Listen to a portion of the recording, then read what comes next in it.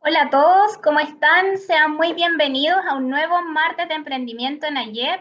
Hoy estamos, la verdad, en un horario distinto al que generalmente estamos todos los martes a las 5 de la tarde, porque hoy es un día muy especial para nosotros como institución. Hoy lanzamos nuestro programa de AYEP y el viaje del emprendedor, así es que por eso decidimos cambiarnos un poquitito de horario.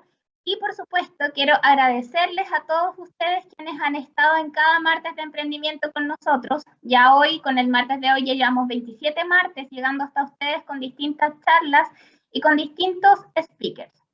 Pero antes de comenzar, quiero comentarles primero que todo que sus micrófonos están silenciados, pero los quiero dejar invitados, por supuesto, a que interactúen con nosotros a través del chat y que también, por supuesto, les puedan hacer llegar todas las preguntas que les vayan surgiendo durante la charla a través del ítem de preguntas y respuestas o Q&A que está al final de su pantalla.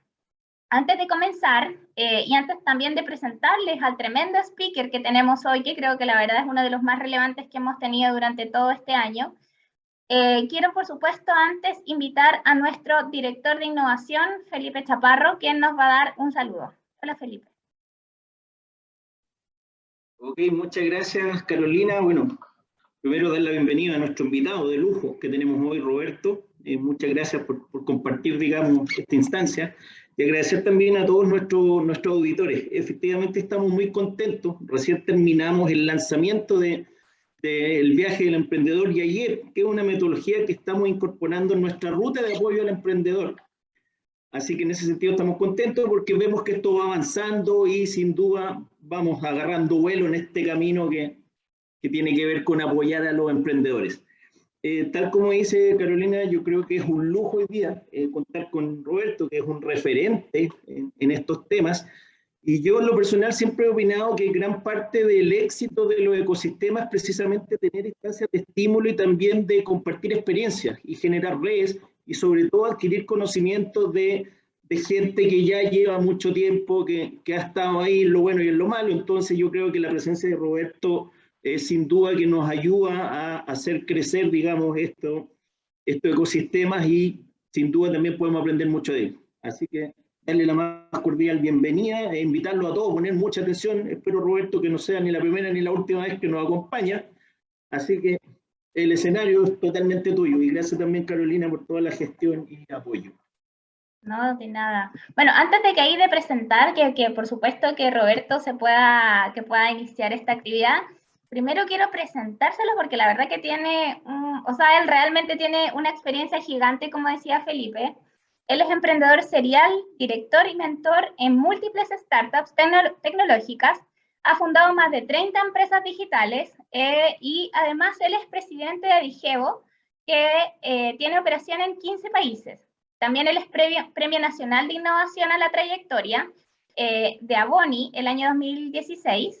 Es consultor y speaker en estrategia digital y emprendimiento y además él realiza una amplia actividad asociada al ecosistema de emprendimiento en Latinoamérica con el foco en desarrollo en metodologías para el emprendimiento digital y de hecho él es autor de la metodología de Startup Journey 2015, que es en la cual se basa el viaje del emprendedor de Corfo, del cual hoy también somos parte. Así es que le doy la más cordial bienvenida a Roberto Musso y que ahora sí lo dejamos para su presentación. Hola Roberto, ¿cómo estás? Hola Carolina, hola Felipe, ¿cómo están? Muchas gracias por la presentación.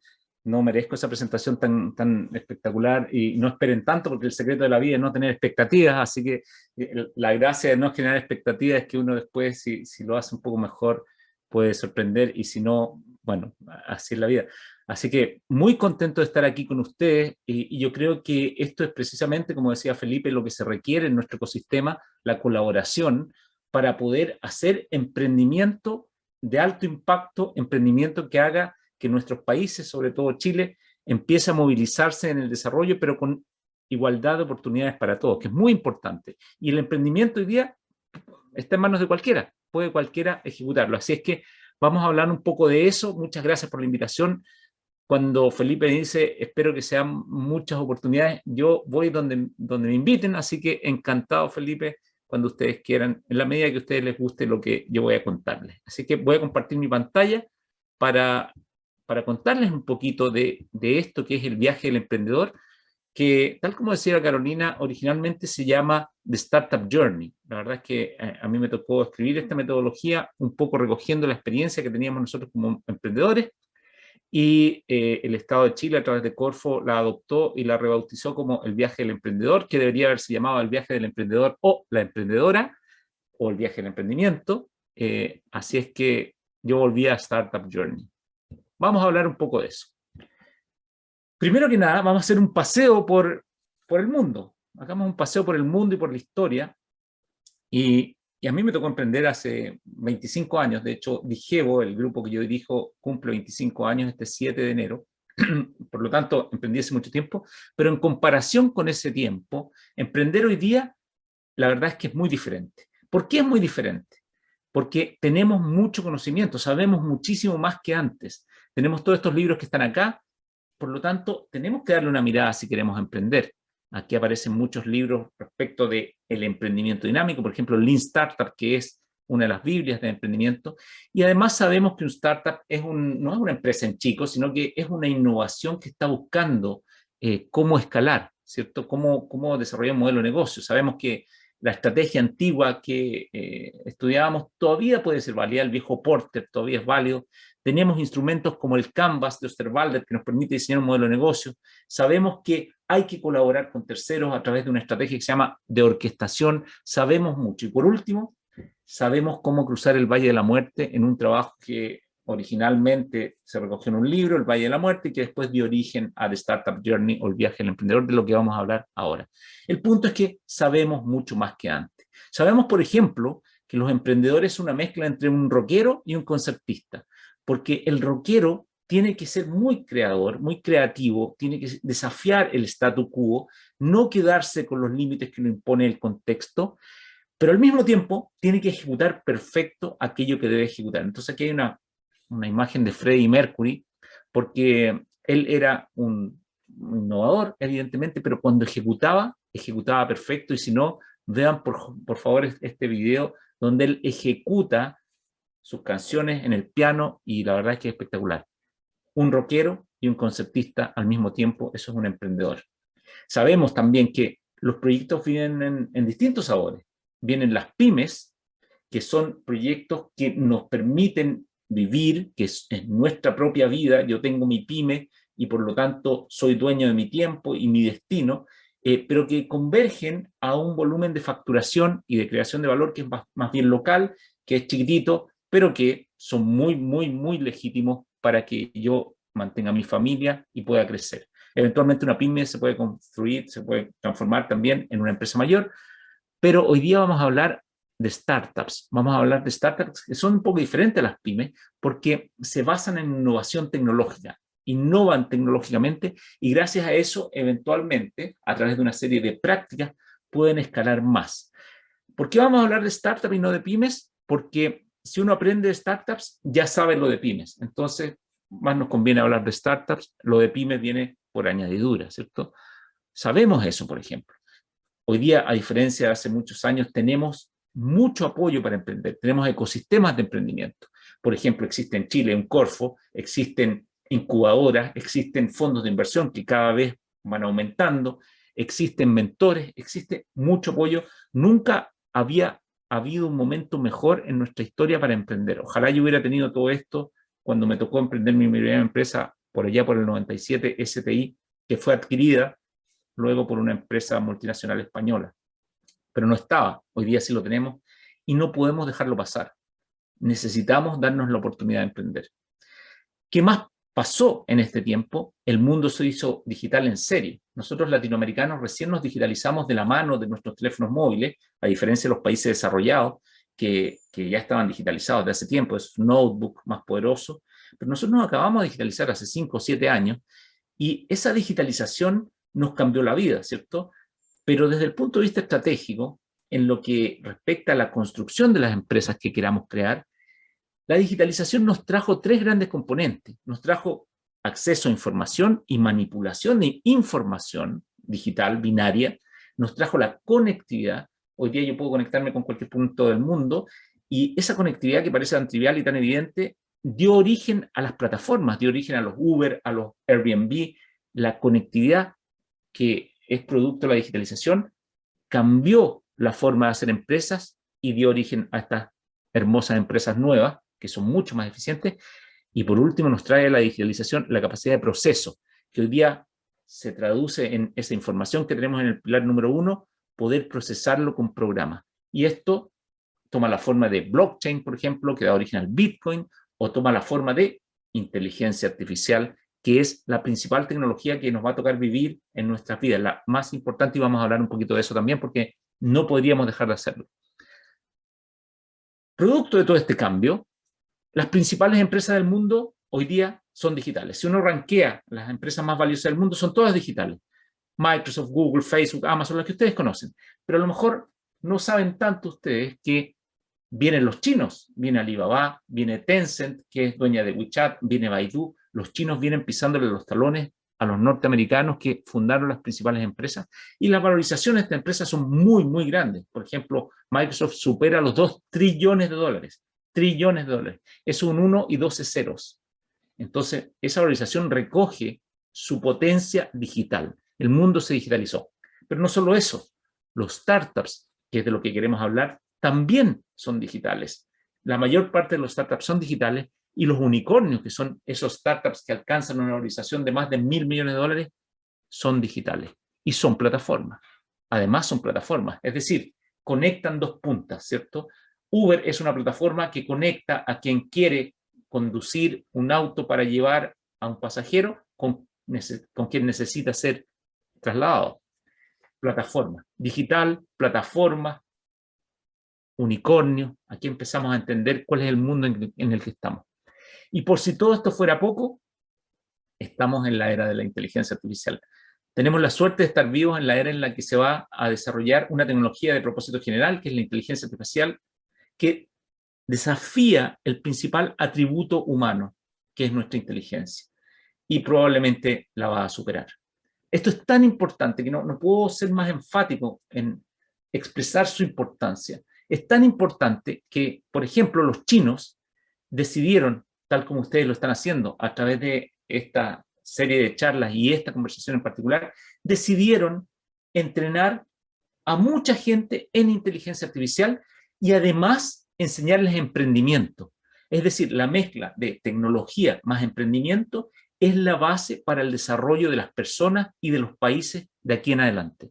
Y eso es muy importante que lo comprendamos. Por eso tenemos que incorporar el máximo conocimiento, la máxima comprensión del aspecto tecnológico, pero también de qué hacer con eso, de cómo emprender. Así que vamos a hablar de eso ahora. En el fondo, considerando la situación en la que estamos nosotros como chilenos, Chile, preocupado de sus propios problemas, por supuesto que hay que resolver los problemas sociales, los problemas de todo tipo que tenemos, tiene una oportunidad gigantesca de la mano de la tecnología y de la mano del emprendimiento de hacer un salto hacia adelante y equilibrarse con el mundo desarrollado. Jamás había existido esta oportunidad porque básicamente Antes la economía había estado en manos de quien tenía las armas, o quien tenía el petróleo, o quien tenía terreno bien puesto.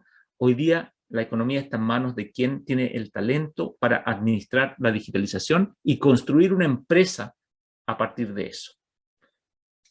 Hoy día sabemos mucho más que antes. Sabemos que emprender es como un viaje, es un journey. Por eso viene el nombre del libro de Startup Journey, que da origen al viaje del emprendedor. Y es un viaje desde que uno tiene una idea hasta que construye una empresa y tiene éxito. Pero en ese camino hay riesgo. El primero es el paso por el Valle de la Muerte. El Valle de la Muerte es la que uno pasa mientras sus ingresos no alcanzan a financiar sus gastos. Por eso se dibuja como un área bajo la curva de ingreso neto en el tiempo, ¿cierto? Mis ingresos no alcanzan a pagarme los gastos y necesito salir a la brevedad de ahí para alcanzar lo que se llama como el punto de equilibrio, el punto donde se equilibran los ingresos y los gastos. En los países emergentes como Chile, es crítico alcanzar a la brevedad este punto de equilibrio porque yo no tengo financiamiento suficiente para soportar largo tiempo. Necesito alcanzar el punto de equilibrio a la brevedad. Sabemos mucho más que hace un tiempo sobre emprender. Pero, y lamentablemente siempre hay peros, la realidad es dura. La realidad es diferente de lo que aparece en la prensa, que básicamente habla de éxitos. La realidad es que un alto porcentaje de los proyectos que inician, en lugar de cumplir su plan de contar, fracasan. Es decir, quiebran. No alcanzan a superar el Valle de la Muerte. Y esto es producto de la aparición de supuestos que no eran correctos, que nosotros imaginamos antes de lanzar nuestro proyecto al mercado, de problemas inesperados y, lo que es peor, de que ignoramos cómo resolver ambos problemas. Y esta presentación busca resolver este tercer problema, porque los supuestos errados siempre los vamos a cometer errores en suponer cosas, pero tenemos que entender que son todas hipótesis. Cuando entendemos eso y empezamos a darle una doble mirada a esos supuestos para permitirnos fallar, pero aprender de eso. Los problemas inesperados jamás vamos a poder preverlos, por ejemplo un COVID, ¿cierto? Vamos a tener problemas con eso, pero sí podemos entrenarnos en administrar esos dos tipos de situaciones. Ahora,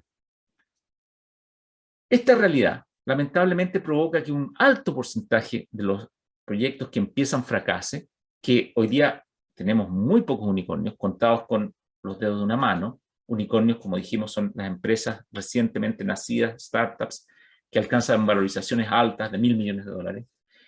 Y tenemos muy pocos en Latinoamérica también, mucho menos que lo que deberíamos tener por el volumen de gente que tenemos en la región respecto de lo que tienen los países desarrollados. Pocos proyectos exitosos. Tenemos un financiamiento muy difícil, es muy difícil conseguir financiamiento para nuestro proyecto y es lógico porque aquel que invierte, la verdad es que le cuesta mucho invertir si el proyecto tiene una probabilidad alta de fallar. Y además, eventualmente, cuando nos va bien, tendemos a vender los startups tempranos. Y un largo etcétera. En el fondo, la realidad no es como aparece en la prensa ni en esta glamour que hay en torno al emprendimiento. ¿Por qué pasa eso? Porque la tecnología por sí sola no basta. Necesito conocerla, pero no es suficiente. Necesito saber emprender. Que me den premios no basta. El mejor premio para un emprendedor es la factura que le puede emitir a su cliente, es su venta. Copiar una metodología de un país desarrollado, producto que nuestro contexto es diferente, no nos sirve. Necesitamos desarrollar nuestra propia metodología y es por eso que hemos desarrollado el viaje del emprendedor y nos falta estrategia. Entonces, vamos a hablar un poquito de esto para ver cómo resolver estos problemas, porque necesitamos saber qué hacer respecto de este gran mala noticia que estamos hablando, ¿no? ¿Qué hacemos? Acá, antes de explicarles qué hacer, tengo que contarles un poquito de nosotros, porque de esa forma puedo sustentar lo que les voy a decir. A mí me toca ser presidente de un grupo, el grupo Digeo, que se desarrolló a partir de las primeras empresas que me tocó fundar en el 97. Digeo significa Digital Evolution y opera en 14 países de la región, 15, como decía la Carolina, si consideramos Estados Unidos, una serie de empresas que nosotros mismos creamos. Varias de las empresas que hemos creado han sido vendidas a terceras multinacionales y han salido, por eso estamos creando empresas siempre, algunas tienen éxito, otras fracasan y otras las mantenemos y desarrollamos muchos productos, todos digitales para las personas o para las empresas, para ayudarles a las empresas. Y hoy día estamos enfocados absolutamente en inteligencia artificial. Hace 25 años se veía la Internet, nosotros trajimos la Internet, nos tocó desarrollar Servipack.com, Previred.com, Artico.com, una serie de .com que ustedes probablemente conocen, Laborum.com, y luego ayudarle a la banca a subirse a Internet, y eso fue al principio, siempre la tecnología. Luego, 10 años después, vimos el teléfono móvil y desarrollamos una serie de productos y servicios de la mano del teléfono móvil, por lo tanto vivimos esa era, y pensamos que nunca íbamos a tener la oportunidad de desarrollar otra tecnología tan importante como aquellas. Pensamos que no nos iba a tocar otra tecnología. Y llegó inteligencia artificial, y hace 5 años estamos trabajando desde Chile en el desarrollo de inteligencia artificial con mucha fuerza, y de pasada vemos con pena que las empresas chilenas no están adoptando al ritmo que deberían esta inteligencia artificial tal como lo hacen los países desarrollados. Así que nuestra cruzada es convencer a todos de que la inteligencia artificial debe ser adoptada a la brevedad. A nivel de emprendimiento, como emprendíamos muchos proyectos cada año, lo que nos pasó es que, sin quererlo, aprendimos a emprender formalmente. Desarrollamos una capacidad en el emprendimiento, en la metodología emprendedora. Estas son algunas de las empresas que hemos apoyado, y eso lo volcamos en 2 libros, El Valle de la Muerte, 2012, para ayudar a cruzar el Valle de la Muerte, y The Startup Journey, que fue lo que dio origen al viaje del emprendedor. Mucha suerte para nosotros, con lo que pudimos colaborar con el ecosistema chileno y hoy día latinoamericano, porque está siendo replicado en varias partes.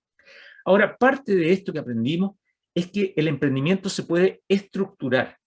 Podemos hacer emprendimiento estructurado, es decir, el emprendimiento no es magia negra, ni es una ciencia oculta, se puede estructurar para hacerle un proceso científico, paso a paso, para ir desde una idea a una empresa grande. Se puede hacer, a pesar de lo que creíamos antes. Y fue precisamente lo que hicimos, desarrollar una metodología que paso a paso nos lleva de una idea a una empresa. No solo eso, como les voy a contar después, desarrollamos una plataforma digital capaz de tomar a alguien de la mano y llevarlo desde su idea hacia el startup. Y por último le pusimos inteligencia artificial, porque tenemos que ser coherentes con lo que estamos diciendo, ¿cierto? Entonces, todo eso es lo que hemos hecho en estos 25 años de apoyo al emprendimiento digital, y nosotros vivimos de eso. Por lo tanto, no es solo un discurso, nos ponemos en práctica esto. Lo primero que nos dimos cuenta en este proceso fue que, como les decía antes, emprender en Chile es diferente de emprender en Estados Unidos. Es como si yo quisiera plantar un árbol en el Amazonas, donde probablemente aplicaría una técnica de dejar caer una semilla y crecerá un gran árbol, porque hay agua, hay sol, hay nutrientes, es muy fértil. Y quisiera luego aplicar la misma técnica para hacer crecer un árbol en el desierto de Atacama. La misma técnica no me va a funcionar. Si dejo caer esa semilla, va a rebotar en el suelo, se va a secar, no va a crecer un árbol. Por lo tanto, debo usar una técnica diferente, que es incubar a esta semillita, protegerla, nutrirla, y eventualmente voy a tener suerte y voy a hacer crecer un árbol. Lo mismo debo hacer en emprendimiento. La metodología para fundar una empresa en Estados Unidos es diferente de aquella que se debe usar en nuestro país. ¿Cuáles son las diferencias? Las diferencias son prácticas específicas que son aptas para nuestro entorno. Y justamente en esto se basa The Startup Journey, en tratar de definir, establecer una metodología para maximizar las probabilidades de éxito de un ecosistema completo o de un proyecto en particular al emprender en un país emergente. De eso se trata esta metodología. ¿Y cómo lo hace? A través de identificar cuáles son las prácticas que son adecuadas para emprender en países emergentes. Vamos a hablar un poco de eso. Eso está en este libro, que ustedes lo pueden descargar donde quieran. Después, si quieren, me lo piden, yo se lo mando en un PDF. Pero está, creo que a $1 en Amazon, así que les recomiendo mucho sacarlo de ahí. Siempre lo hemos hecho para colaborar y no para generar ingresos. Esta metodología está basada en darnos cuenta de que el emprendimiento requiere de el superar riesgos. Vamos superando riesgos. Entonces, primero construimos nuestro equipo, que es crítico, y lo primero que hay que hacer es seleccionar un problema, luego encontrar una solución, luego un mercado para esa solución, ojalá que tenga alto margen, luego punto de equilibrio, como decíamos antes, generar ventaja competitiva, financiamiento eventualmente cuando ya empiece a escalar y demuestre que estoy funcionando, y luego hacer un escalamiento como Not Company, por ejemplo. A esto nos dedicamos, esta es la estrategia básica, y no quiero entrar en detalle de esto, sino que explicarles cuáles son las prácticas que resuelven este desafío de ir superando esta escalera de peldaños de riesgo que son distintos, porque los riesgos son distintos, y que básicamente me ponen a prueba para que yo pueda construir mi empresa innovadora. Ahora, cada uno de esos peldaños se resuelve con la base del ciclo Lean, que básicamente consiste en entender que yo, cada cosa que hago, cada cosa que supongo está basada en una hipótesis que debo salir a comprobar, y eso lo hago a través de una prueba en el mercado, una prueba de la solución del producto que estoy desarrollando, y comprobar con datos que efectivamente el supuesto que estoy haciendo es correcto, o corregir. Eso es el ciclo Lean esencialmente, y en esto se basa el escalar adecuadamente esta estructura de riesgos que les estoy presentando acá. Cuando fuimos a investigar a los startups exitosos que habían hecho para superar este desafío grande de tantos riesgos, nos dimos cuenta que habían seguido esencialmente 14 prácticas específicas que habían sido aptas para lograrlo. Y las pusimos en este libro y algunas de ellas se las voy a contar ahora. Pero aquí se puede ver este proceso de emprendimiento puesto en el tiempo para resolver el cruce por el Valle de la Muerte y luego para escalar. Y las prácticas que de alguna forma habían sido aptas para estos proyectos emprendedores exitosos tenían que ver con comprender en la línea de abajo, comprender cómo se emprende. Es muy importante aprender a emprender. Luego, exponerse al sistema para que yo reciba la retroalimentación de todos aquellos que me puedan enseñar. Preparar muy bien, previamente a lanzarme, todos mis supuestos, todo mi proyecto. Activar el modo sobrevivir cuando me lanzo, que está definido como apuntar sin otra prioridad a la supervivencia, que es el equilibrio, y luego alcanzar el equilibrio rápidamente, en una fase que se llama la entrada al Valle de la Muerte, donde yo busco aprender y comprobar que todo lo que supuse es verdad o corregir, y luego adaptarme a aquello que aprendí en la fase de salida para alcanzar el punto de equilibrio. Todo eso a partir de la ejecución de una serie de prácticas que debemos adoptar. La unidad clave es la práctica que debe ser apta para mi entorno. Ahora, a estas prácticas las bautizamos en honor a la evolución como PREMES, prácticas emprendedoras, en honor a la evolución porque Darwin tuvo, aunque no sabía, los genes, luego Dawkins, un evolucionista actual, inventó los memes, aunque ustedes no crean, es un modelo evolucionista, siendo Dawkins el evolucionista más importante hoy día, y como esto es una base evolutiva, nosotros no quisimos quedarnos atrás e inventamos los PREMES, prácticas emprendedoras, que son básicamente prácticas y capacidades aptas que le permiten a un startup sobrevivir de la misma forma como cualquier especie biológica desarrolla atributos aptos para sobrevivir. Eso es más o menos de Startup Journey, el viaje del emprendedor. Pero ustedes dirán, ya, pero esto es pura teoría y ¿para qué nos sirve esta cosa? Bueno, ahora les voy a contar cuáles son las papas, digamos, cuáles son las claves, y el núcleo del viaje del emprendedor. Aquí vienen 5 puntos, pero no podía dejar afuera el número 0, que es prepárate. Cuando ustedes van a emprender, prepárense. Prepárense previamente. Es lo mismo que uno hace cuando va a jugar un partido de fútbol por un campeonato. Previamente entrena, se prepara. El emprendimiento no puede ser hecho en frío, no puede ser hecho tontamente, requiere preparación. Entonces, ¿cómo es esa preparación? Primero, mi mindset, mi forma de pensar, tiene que ser una forma de pensar que rompa lo establecido. Tengo que pensar en grande, tengo que pensar en el mundo, no desarrollar una cosa chiquitita local. Sí, puedo partir por algo local, pero si voy a hacer una peluquería, por ejemplo, bien, hago la peluquería, ni un problema, pero luego empiezo a pensar en una franquicia que pueda ampliarse al resto del mundo.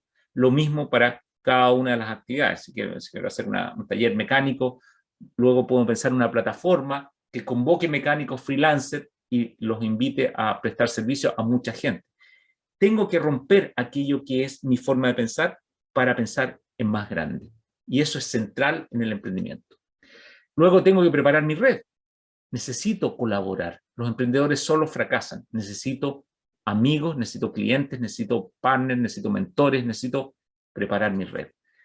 Me preparo mirando estratégicamente qué voy a hacer, cuál es mi camino de largo plazo. Y esa es mi visión estratégica, comprendiendo el sistema. Preparo mi negociación, porque me va a tocar negociar mucho con mi familia, que me deje emprender, con mi banco, con mi cliente, con mi empleado, con mi socio, con quien sea. Siempre voy a estar negociando, así que cómprense un libro de negociación y léanlo. Con eso basta y sobra. No se olviden de eso.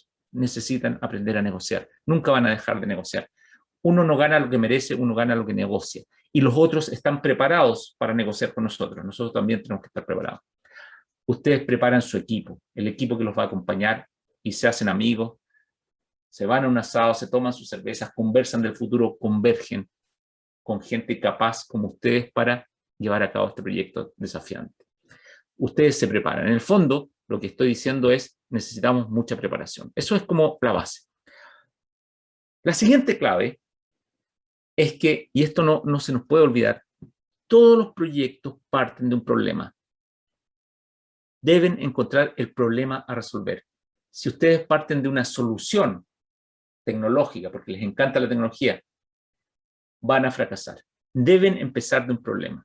No importa si el problema tiene que ver con que un potencial cliente tiene el auto malo, le desarrolla un taller mecánico en chiquitito, o si alguien necesita transporte y está fuera del circuito de la locomoción normal, entonces invento Uber, pero parto del problema. Siempre parto del problema. Si no parto del problema, tengo problemas, voy a fallar. Y esto pasa en el 42% de los startups. No parten del problema, entonces son una solución buscando un problema que fracasa. Siempre parto del problema. Por eso yo les contaba antes que esta era la estructura correcta, partir del problema, partir del problema. Eso es el paso número 1. Y no de cualquier problema.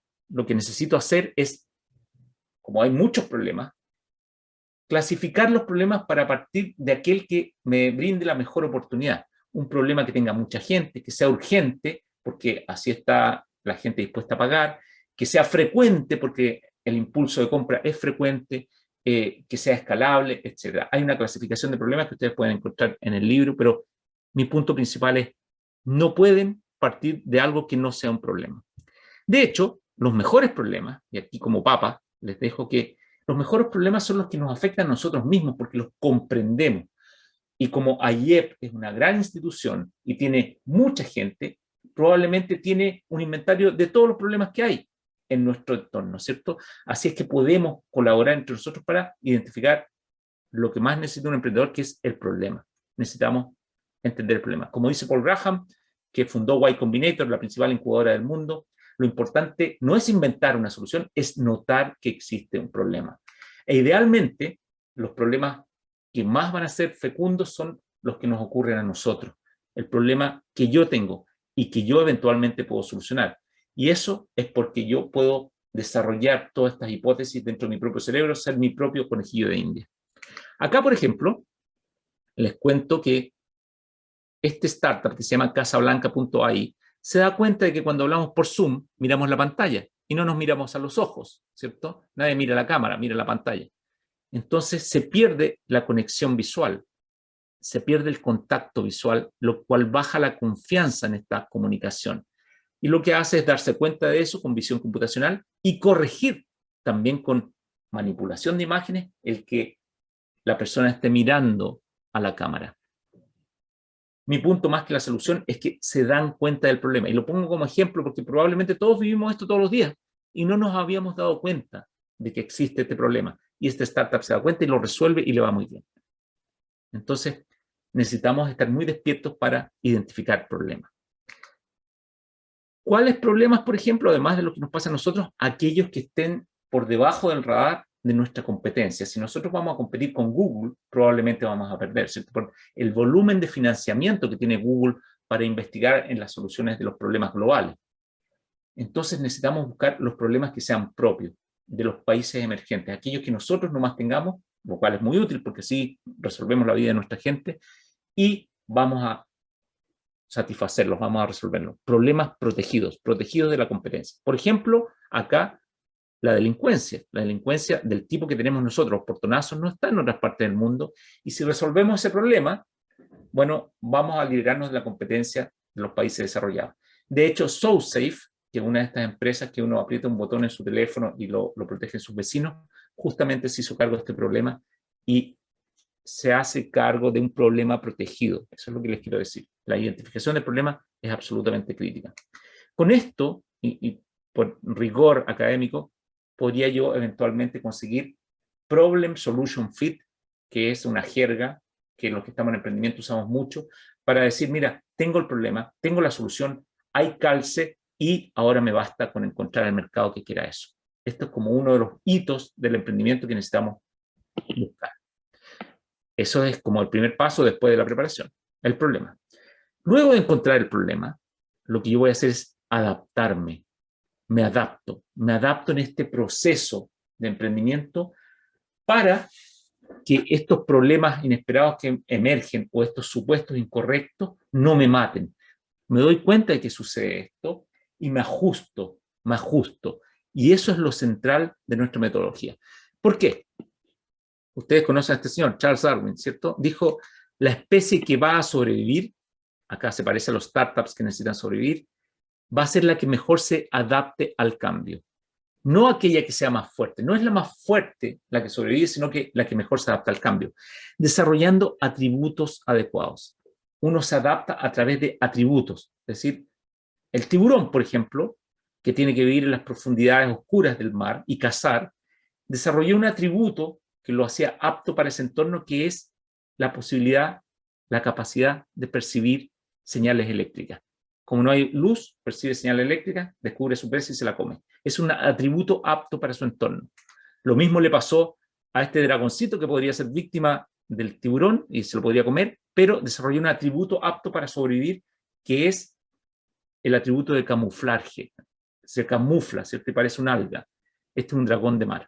Entonces, cada especie que sobrevive necesita desarrollar atributos aptos. Pero a nivel empresarial, cuando nosotros hacemos nuestra propia empresa, los atributos son las prácticas. Las prácticas que mi empresa ejecuta son los atributos. Este auto tiene atributos bonitos, ¿cierto? Son atributos aptos porque es bonito, es cómodo, es rápido, es seguro, qué sé yo, además de ser caro. Pero la empresa que lo produce también tiene atributos aptos que son las prácticas.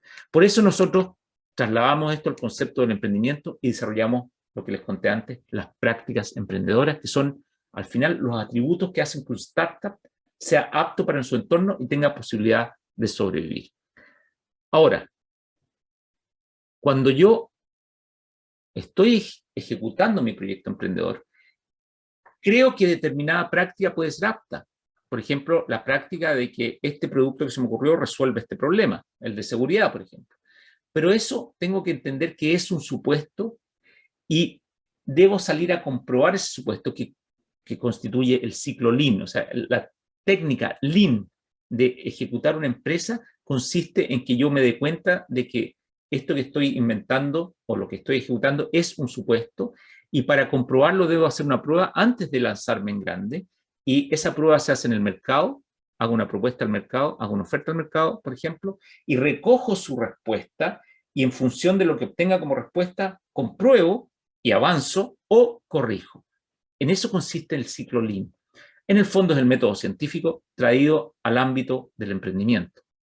Así es que eso lo pueden ver ustedes en Lean Startup, que está en español también, Eric Rice, que es el abuelito del emprendimiento del mundo, y de alguna forma nos ofrece la idea de iterar continuamente en todo lo que yo haga. Es decir, voy generando ideas, voy comprobando hasta que produzco un producto mínimo viable, un MVP, un MVP, Minimum Viable Product, y si es viable, si se confirma que el mercado lo demanda, sigo construyéndolo.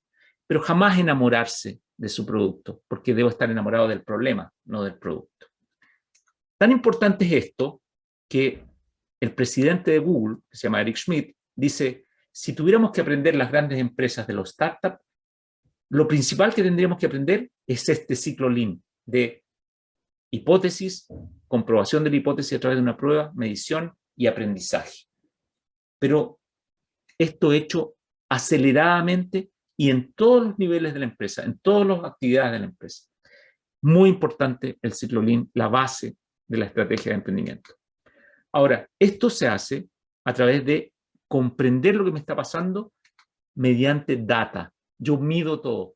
Dejo de actuar de guata, dejo de actuar desde mi intuición y tomo decisiones con data. Menos guata, más data. Hoy día, en época digital, eso es absolutamente clave.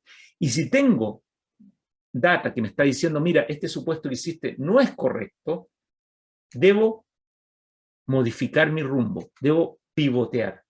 El pivoteo se define en emprendimiento como la modificación de alguno de los parámetros de mi modelo de negocio, de mi modelo operacional, para corregir este rumbo y recuperar la actividad de tracción, la tracción que tengo del mercado. La tracción del mercado significa que yo propongo algo en el mercado y realmente me pesca, ¿cierto? No es que me deja botado y nadie pescó mi propuesta. Necesito recuperar esa tracción. Y si tengo que corregir alguno de los parámetros o atributos de mi proyecto emprendedor, tengo que corregirlo en base a un pivoteo. Estos cambios se ejecutan discretamente. Discreta en contraposición a lo analógico, es decir, no trato de mejorar un poquito, sino que hago saltos de cambio. Esto es el concepto discreto, ¿cierto? Se hace un salto de cambio para lograr la adaptación. Eso, como proceso de adaptación, es la segunda clave que les quería explicar. La tercera clave, ya se las dije, ya hice un spoiler. Necesitamos apuntar con prioridad máxima al equilibrio. La supervivencia de un startup se logra en el equilibrio. Y no hay nada más importante cuando uno parte. El equilibrio definido como, ya les decía, alcanzar ese punto donde nuestros ingresos igualan nuestros gastos. Ustedes dirán, pero esto es súper obvio. No necesitamos que alguien nos diga eso, pero muy pocos lo hacen. Porque se compran el valor de su producto, se financian con terceros y no importa que pierdan plata y tarde o temprano fracasan. Entonces, alcanzar el punto de equilibrio es una clave absolutamente prioritaria y eso está puesto en el Valle de la Muerte, que también se puede descargar o se los puedo mandar después y está todo el detalle. Acá mucho cuidado con seguir los mantras de los países desarrollados como falla rápido, falla barato. Ese falla rápido, falla barato está sobrevendido porque lamentablemente si nosotros estamos en Chile y fallamos, entramos a DICOM. Entonces no funciona. Mejor hagamos un refraseo de esto y digamos, diseña buenas hipótesis, testea e itera rápido. Porque falla rápido, falla barato en el fondo significa eso. Pero expresémoslo bien. Entendamos que todos nuestros supuestos son hipótesis, hagamos el testeo en el mercado e iteremos para bien, si es que está comprobada nuestra hipótesis, o para corregir, si es que está corregida nuestra hipótesis, si está desafiada. Con eso, si ejecutamos estas prácticas básicas, que les puedo contar en este breve espacio, podríamos alcanzar el punto de equilibrio, pero es absolutamente prioridad, es absolutamente prioritario. Y si es que logramos alcanzar el punto de equilibrio, vamos a luego poder acelerar, vamos a poder escalar. Porque el punto de equilibrio no es suficiente, el punto de equilibrio es simplemente que nuestros ingresos financien nuestros gastos. Ahora, para escalar, y aquí me pongo un poquito más técnico y más sofisticado, podríamos nosotros ir a buscar efectos de red. Y estas palabras no nos las enseñan en las universidades, y no nos enseñan estas técnicas, así que estamos en desventaja, pero yo se las voy a contar. Los efectos de red son los efectos que suceden cuando yo construyo un Uber o un Airbnb que les permiten escalar a volúmenes increíbles, a ser globales. ¿Cuáles son los efectos de red? Imaginemos que este es Uber, que todos lo conocemos, y que acá el productor, puesto en nombre genérico, es aquel que conduce a alguien al punto de destino, es decir, es el chofer, ese es el productor, el que produce valor. Y el consumidor es el pasajero. Entonces, cuando yo soy capaz de producir para que alguien llegue a su destino, estoy transando una unidad de valor, ¿cierto? Vamos a establecer que una plataforma es esa. Y al final, Uber es la unidad del centro que conecta a ambos actores. Solo los conecta, no es dueño de ellos, los conecta. Su foco, el foco de Uber, no es el cliente ni es el proveedor, es el vínculo que se establece entre ellos. Y eso es muy importante comprender, y ese vínculo emerge de la conectividad digital de la que ya hablamos antes. Entonces, si uno entiende eso, también puede reflexionar sobre qué pasa si tengo muchos choferes. Si tengo muchos choferes, voy a atraer más pasajeros porque el tiempo de recogida del viaje va a ser menor. Y si tengo muchos pasajeros, voy a atraer a muchos choferes. Ese círculo virtuoso se llama efecto de red. En el fondo, el aumento del volumen de la actividad crea aún mayor valor en el sistema. Y cuando yo creo mayor valor en el sistema, atraigo incluso a más choferes y más pasajeros. Eso se llama efecto de red. ¿Por qué es tan importante esto? Porque, y acá de verdad nos ponemos técnicos, porque hay productos que no tienen valor de red. Por ejemplo, este clicker que tengo en la mano no gana valor si es que más gente lo usa. En cambio, Uber gana valor si es que hay más choferes y más pasajeros, ¿cierto? Me ofrece mejor valor. Por lo tanto, acá abajo se puede ver en esta línea punteada cómo va aumentando el valor, que en el caso del clicker no aumenta con el aumento de usuarios, pero en el caso de Uber sí aumenta. Y el aumento del valor de un sistema provoca que el adquirir nuevos usuarios, es decir, el promover mi servicio, me cueste menos. Me cuesta menos adquirir nuevos usuarios, hasta un nivel en que ya básicamente no tengo que invertir nada para que nuevos usuarios lleguen a mi servicio, a mi empresa. Eso le pasa a Uber. No tiene que invertir prácticamente para que nuevos usuarios lleguen a su servicio. Ya se transformó en un monopolio natural.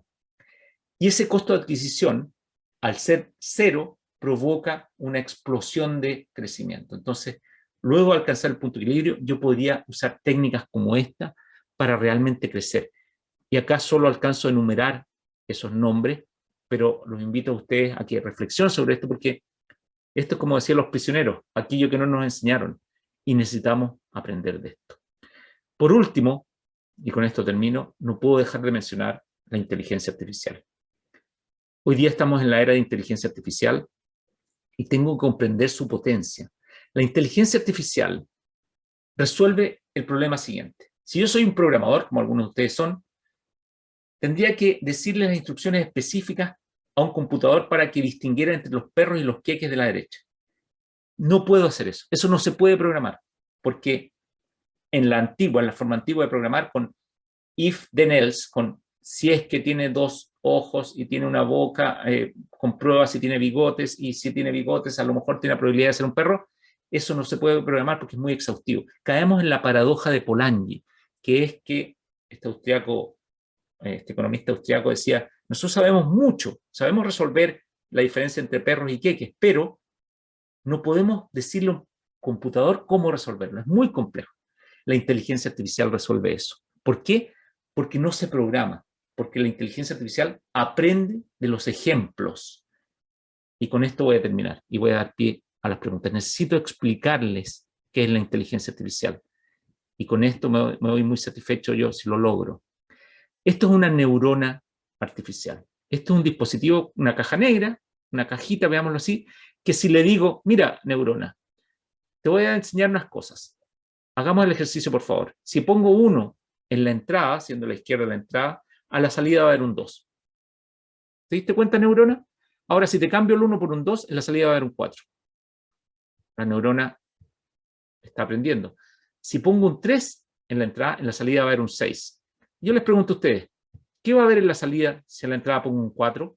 Sin necesidad de que yo les haya explicado la relación entre la entrada y la salida, ustedes adivinaron que la función entre entrada y salida era multiplicar por 2. Súper simple. Pero lo potente y lo importante es que nunca programamos eso. Aprendimos de los ejemplos. Así opera la inteligencia artificial. Aprende del ejemplo. ¿Por qué? Porque tiene un inventario de funciones que empieza a probar para vincular estas variables de entrada con la variable de salida y finalmente aprende. Y si combinamos todas estas neuronas en una red, donde las salidas de unas neuronas entran a la neurona siguiente, construimos una red neuronal que es capaz de aprender ya no solo de una multiplicación por 2, sino que cómo distinguir imágenes, cómo tomar decisiones complejas, cómo hablar, cómo ver, cómo predecir el clima, etc. Esa es la inteligencia artificial que necesitamos comprender porque vamos a vivir en ese entorno. Si no lo comprendemos, es como si viviéramos sin electricidad hace 100 años o como si viviéramos hoy día sin teléfono celular. Entonces, la inteligencia artificial necesito mirarla. ¿Qué hago una vez que comprendo la inteligencia artificial? Veo cómo incorporarla en cualquier forma, como un bot, como un analizador de sentimientos, como un apoyo en mi empresa y con eso capturo el valor de esta nueva tecnología de propósito general. Bueno, nosotros hicimos eso y en Digeo Ventures, que les conté, que es la unidad de incubación de mi grupo de Digeo, este proceso soportado por una plataforma digital de incubación lo inundamos de inteligencia artificial y construimos un mentor inteligente que es capaz de, sin intervención humana, recomendarles a ustedes cuál es la próxima práctica para maximizar la probabilidad de éxito con inteligencia artificial. Con eso dejamos atrás el valle de la muerte y somos capaces de llevar la tasa de éxito a un valor muy diferente de lo que es estándar. Pero ahora nos falta no solo equilibrarnos, sino que escalar, ¿cierto? Y una de las formas es los efectos de red, pero existen otras. Pero eso lo vamos a dejar para la siguiente charla porque creo que ha sido más que suficiente con todos estos conceptos enredados que hemos tenido oportunidad de conversar. Así que abro en estos minutos que quedan para ver si existe alguna pregunta. Adelante, Caro. Muchísimas gracias, Roberto. Sí, efectivamente, creo que fue harto contenido ahí. Yo estaba muy pendiente también de tu charla, así es que espero que todo agradecerte. Vamos a pasar a las preguntas porque efectivamente nos han llegado ahí varias preguntas para ti. Pero antes, le pido ahí ayuda a Valentina para que podamos lanzar nuestra encuesta que tiene que ver un poco con cómo vamos nosotros generando impacto a través de todos estos martes de emprendimiento. Y para conocer si a ustedes esto les sirve, no les sirve, y para nosotros obviamente seguir mejorando con todas las actividades que estamos realizando. Así es que entonces con la libertad ahí seguramente les apareció un cuadro emergente donde ustedes pueden resolver esta encuesta, así es que les pedimos ahí mientras que vayan respondiendo y para ir mientras en honor al tiempo, vamos igual de todas formas a comenzar las preguntas, aunque vamos a dejar activada la encuesta. ¿Ya? Así es que, bueno, la verdad es que nos han llegado varias preguntas. La primera fue de Sebastián Antimán, que de hecho nos preguntó bastante. Nos decía, ¿qué tan factible ves la implementación de una plataforma tipo Marketplace para industria minera y construcción que opere con inteligencia artificial y BIM, entre otras tecnologías? Muy buena pregunta, Sebastián. Hola, Sebastián. La verdad es que te puedo responder así. La arquitectura de plataforma, es decir, la que es el sustrato que soporta Airbnb, Uber, Corner Shop, también es una plataforma que conecta a quien quiere prestar el servicio de delivery con quien lo necesita. La arquitectura de plataforma llegó para quedarse de la mano de la conectividad, así que va a inundar básicamente todos los modelos operacionales y todos los modelos de negocio. Así que la minería no está ajena a eso, y particularmente en lo que tiene que ver con construcción y la adopción de la tecnología o la técnica, la definición de BIM, sí hay varias oportunidades para lograrlo, y yo creo que incluso más allá que eso podría dar origen a un marketplace, más allá de una plataforma. Entendí un marketplace como una multi-sided platform. Entonces, la respuesta es sí, absolutamente. Maravilloso. Bueno, María Fernanda nos pregunta si usted cree, o sea, si tú crees, que debamos aprender en un futuro de las políticas de exportación e importación en China. Muy buena pregunta usted, María Fernanda. Tratémonos de tú, porque si no me siento demasiado viejo. Y bueno, así es la vida. Absolutamente. O sea, China va a ser la potencia que lidere el mundo en este próximo la segunda mitad de este siglo. Así es que todo lo que podamos aprender de China, la verdad es que es buen negocio. Por supuesto que nos sirve mantener alguna relación con el resto del mundo, porque va a ser una demanda grande de todas formas, pero sí, yo quiero aprender de los chinos lo que están haciendo, quiero que sea mi mercado. ¿Por qué no lo voy a hacer? En el fondo, la respuesta es sí, totalmente. Me conviene poner mucho ojo en China. Maravilloso. Claudia nos dice que ella es una pequeña emprendedora que le ha costado mucho crecer, que hace productos textiles hechos a mano y que no sabe cómo dar un vuelco en su negocio. A ver si le podemos dar alguna recomendación de repente. Hola, Claudia, buena pregunta, porque si nosotros pensamos de forma tradicional, lo que yo voy a hacer para vender un producto de textil es confeccionarlo por mí mismo, ¿cierto? Y cuando yo recibo esta información y me pongo a mirar lo que hacen otros, me doy cuenta de que viene esta arquitectura de plataforma. Entonces, lo que yo podría hacer es desarrollar una marca, tal como tú ya lo tienes, y de alguna forma invitar a terceras partes que trabajen en el desarrollo de productos que se vendan hacia mis clientes, sin tener que yo confeccionarlos, pero asegurando su calidad. Entonces construyo un Uber textil. ¿Me explico? Es decir, terceras partes son capaces de trabajar en esta organización que yo hice sin estar contratadas, sino que se remuneran en base a lo que se puede vender. Ahí articulo una plataforma y empiezo a crecer. Hay que diseñar los detalles de ese modelo de negocio, pero es lo que yo haría en el caso tuyo. Maravilloso. Bueno, Edilberto nos dice que tiene un proyecto de digitalización y profesionalización de pymes del transporte. ¿Cómo haría para generar el tema de la red? Hay que entender el detalle del proyecto, pero yo lo que te sugiero es que estudies efectos de red. Está en la internet, solo que nadie nos dijo antes. Estudies los efectos de red y comprendas que el efecto de red se produce cuando el aumento del uso, que puede darse porque aumentan los usuarios o porque los mismos usuarios lo usan más, el aumento de uso del sistema hace que este sistema adquiera mayor valor para el mercado. Ese es el concepto central. Si tú encuentras en este sistema que tú estás construyendo un espacio para que eso se produzca, vas a poder aplicar efectos de red.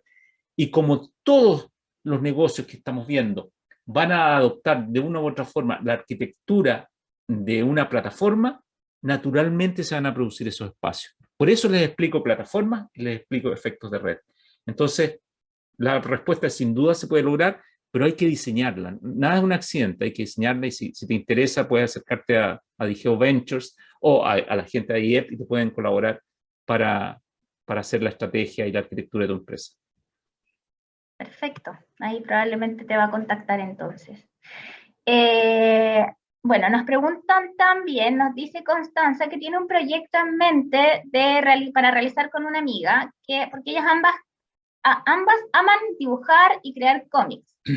Y una de ellas es muy buena en la animación. Entonces te quieren preguntar, ¿cómo recomendarías comenzar un proyecto de forma digital y de manera segura? Qué buena pregunta. Yo inmediatamente, si tuviera el talento, ustedes que definitivamente no lo tengo, yo ni siquiera reconozco mi propia letra, o sea, con eso te digo todo, que es dramático.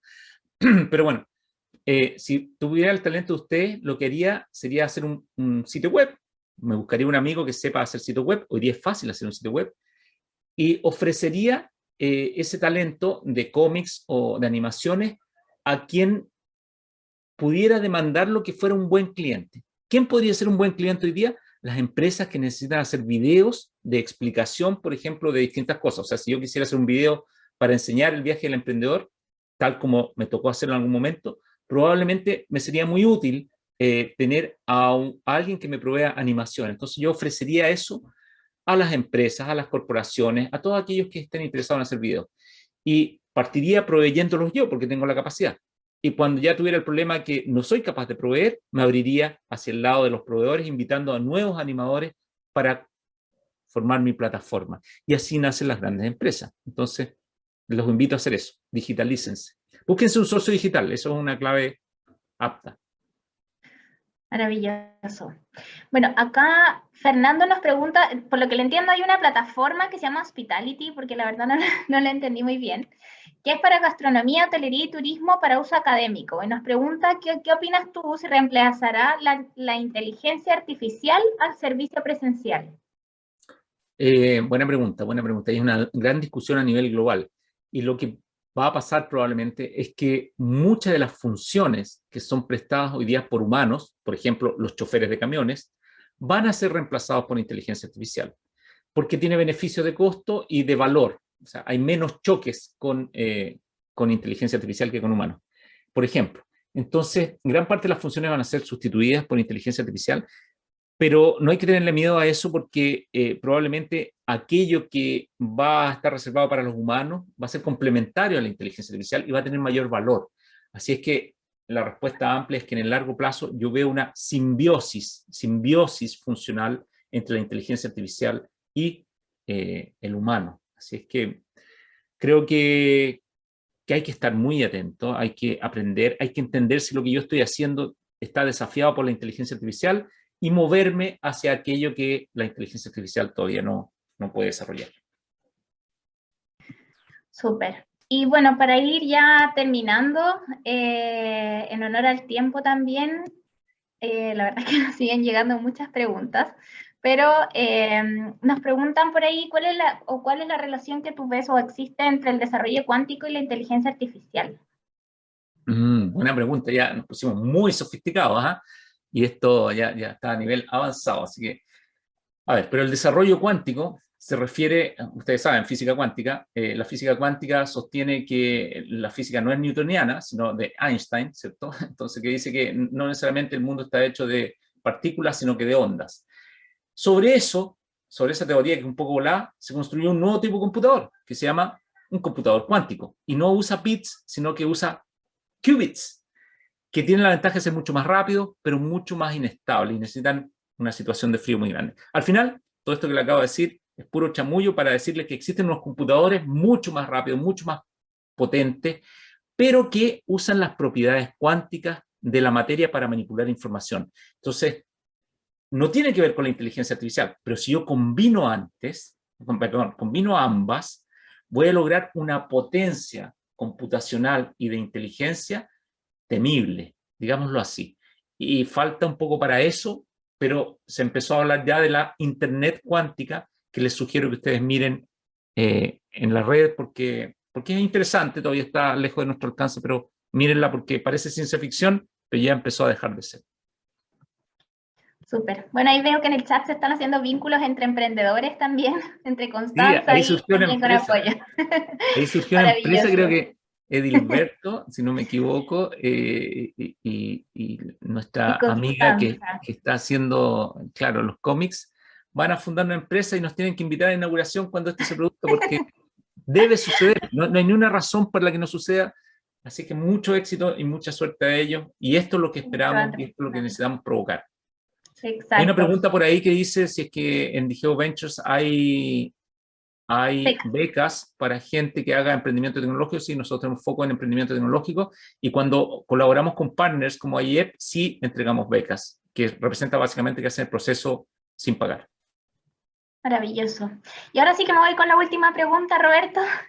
Felipe nos dice, ¿cómo puedo darme cuenta que un problema que ya tengo y que eventualmente también tengo la idea de la solución, la tiene más gente? ¿Cómo testeo si el problema es general y no solo mío? Buena pregunta, buena pregunta. En el fondo, esa pregunta se refiere a estrategia competitiva, ¿cierto? Y a un concepto que está bien lejos de la normalidad de los emprendedores, que se llama apropiabilidad. Es decir, cómo yo soy capaz de jugar solo, ¿cierto? Yo cuando emprendo, quiero ser monopolio. A mí me cargan los monopolios porque no quiero ser cliente de un monopolio, pero cuando yo emprendo, para poder generar ingresos que financien mis costos, debo jugar solo en el entorno competitivo. Entonces, lo primero que tengo que hacer es un análisis de todos los incumbentes. Si yo encuentro un problema, ese problema está en una industria. Por ejemplo, en la industria del salmón es importante entender quiénes son los que le proveen la comida al salmón, quiénes son los que operan las concesiones, quiénes son los que exportan, etc. Analizo todos los incumbentes y veo quiénes tienen el problema y quiénes son los que están proveyendo esto. Esa es la mirada sistémica que me permite hacer decisiones estratégicas. Si logro hacer eso, encuentro espacios y siempre hay competencia. Eso, por favor, créanme, siempre hay competencia. Hay un dicho que es muy bueno que dice, la competencia de Netflix es dormir, ¿cierto? Siempre hay competencia. Entonces, lo que viene después es cómo yo desarrollo ventaja competitiva, y eso podríamos verlo en otra charla porque es un capítulo completo de estrategia. Así es que... Maravilloso, de verdad te agradecemos mucho, Roberto. Ahí Felipe Chaparro nos decía, de hecho, nuestro director de innovación nos decía por el chat que como siempre fuiste más allá de las expectativas, así es que de verdad te agradecemos mucho la charla, la disposición y toda la disposición de verdad que tuviste con nosotros desde el minuto 1. Así es que de verdad muchas gracias, Roberto. No, al revés, muchas gracias a usted, Felipe, siempre muy amable, y tú también, Caro, así que entiendo que la mitad de lo que ustedes me dicen viene de su amabilidad, no crean que no lo entiendo. Así es que, al revés, yo les agradezco a ustedes Y sí, les tengo que decir que yo tuve que tomar la decisión respecto de si hacer una charla de emprendimiento estándar o una charla de emprendimiento avanzado, y decidí hacerla avanzada, porque nosotros necesitamos conversar de esto. Necesitamos que todos sepamos de efectos de red, de inteligencia artificial, de, si ustedes quieren, computación cuántica. No tenemos por qué no saber. Si saber es gratis, entonces usemos eso luego, construyamos grandes empresas. No hay ninguna razón para no hacerlo solo nosotros mismos. Así que cuando quieran, encantado. Qué tremendo mensaje, Roberto, y probablemente van a haber varias personas ahí que van a tratar de contactarlos en Digeo. Así es que ojalá que acá salgan tremendos emprendedores tecnológicos también. Así es que de verdad, muchas gracias.